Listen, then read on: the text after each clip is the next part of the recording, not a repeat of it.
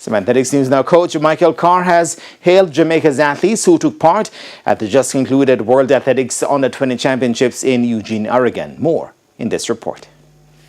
Jamaica's team returned to the island on Tuesday with 8 medals and a 4th place finish on the medal table.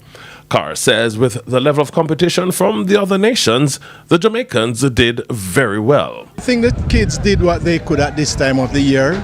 And we are very proud. And when you look at the results of the meet overall, there were so many world records, so many national records, so many personal bests, over 600 personal bests, over 100 and the season bests.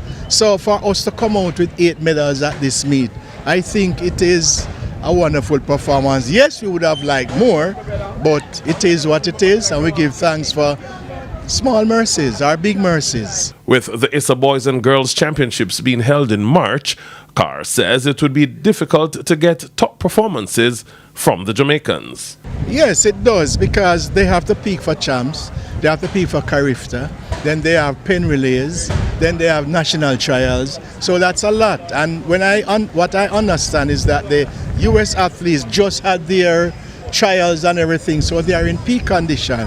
But there's hardly anything we can do based on what the ISA's itinerary is like for us to do it any better than what we are doing. Now, Carr, a veteran coach with over 35 years in the sport, had high praises for members of the coaching staff. Kudos to the coaches. I think the coaches did a good job to get the kids ready for this championship. And some of the kids also did their personal best. So that says something about the coaching of these athletes. But it's a challenge. Yeah. And it has been over the years. This is nothing new. So we just have to keep working with it until we can do anything better. Carr played an integral role in the early development of legendary sprinter Shelley Ann Fraser Price at the Wolmer's Girls' School. Garfield Jones reporting for TVJ Sports.